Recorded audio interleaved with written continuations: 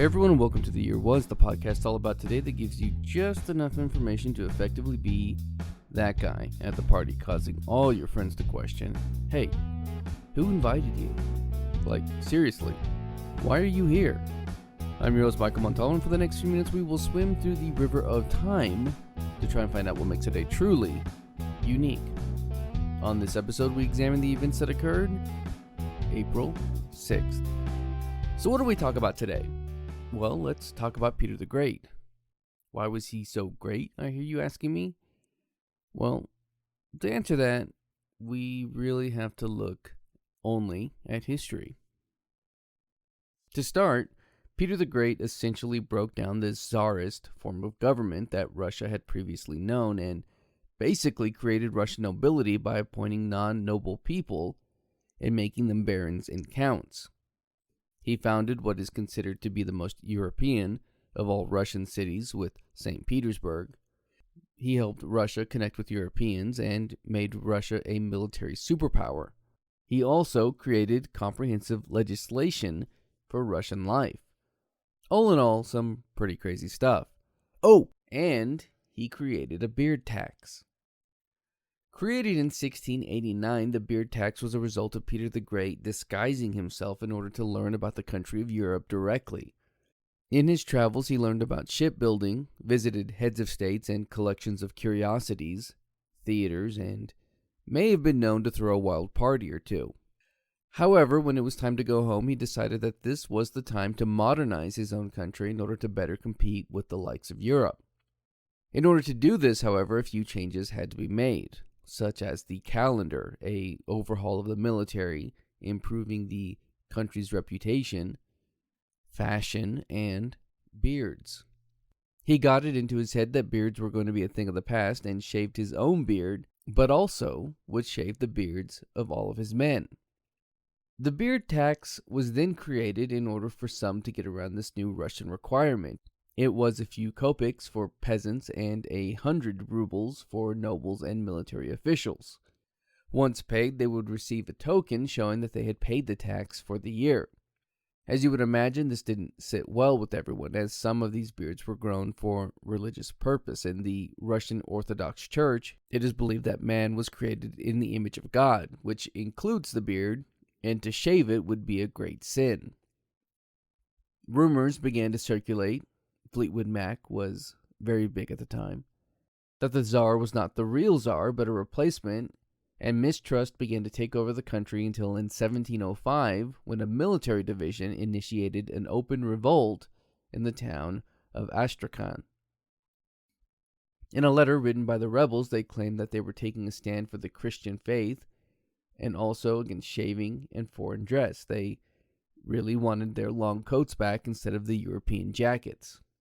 But it didn't go well, and hundreds of them lost their lives in the process, while others were forcibly and publicly shaved as a punishment.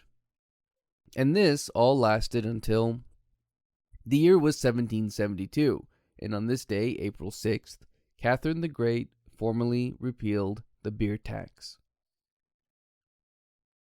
While the tax did bring in some money for the government, about 3,500 rubles a year, it was largely unsuccessful, as the majority of people were actually willing to shave, and then the overestimation of how easy it would be to actually collect on this tax.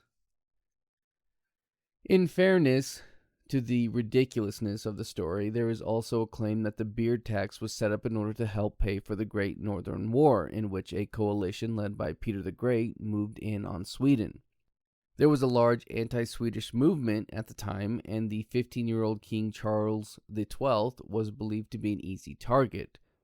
The war, which will probably see its own episode, lasted from 1700 to 1721, and was the end of Sweden as a leading power in the Baltics. As far as Catherine the Great goes, you can find the occasional true story of Catherine in the Hulu series The Great, not a sponsor, which I've yet to watch. And speaking of TV, do you remember the character of Todd Chavez from Bojack Horseman? Todd wasn't a slacker. He was an idea man and a child at heart, and Bojack's best friend. He lived on Bojack's couch at least for the first few years of the show and had a series of misadventures with the titular character. There was also Emily. She was a friend and ex-girlfriend of Todd's and never seemed to get over the feelings she had for him. He never seemed to return those feelings for her. I'm sure he loved her as friends love each other, but while Emily wanted to be with Todd, Todd did not want to be with Emily in that way. She eventually asks Todd if he's gay, and he replies that he doesn't know what he is, that maybe he's nothing, and she calls him asexual, a term that he is not initially receptive to. He doesn't like labels. But then, over the course of the next season, he comes to terms with his new identity, joins a support group, and eventually learns about the ace community. He goes on to meet Yolanda Buenaventura of the Better Business Bureau, and they begin to date because while an ace can be asexual, meaning they experience little to no sexual attraction, it doesn't mean that you are a romantic, which means you have little to no romantic feelings. So why am I talking about this? Well, the year was 2021, and on this day, April 6th, the first International Asexuality Day was held. The day was designed to celebrate asexuality and the work of its advocates worldwide. This day also celebrates demisexual, gray asexual, and other ace identities. This will be an annual event that focuses on advocacy, celebration, education, and solidarity. It also complements Ace Week, the last week in October, but focuses more on the international aspects of it. That's going to do it for us today. If you like this podcast and want to hear more, give us a rate and a review. That helps me out and helps steer this in a direction that is hopefully good for all. If you're watching this on YouTube, you can find the Year Was audio version on your podcast app of choice. You can find me on social media and at YouTube at the Apple Cider Club. And as always, I want to thank the Tim Christ Band for our musical theme. And thank you for listening. We'll see you next time.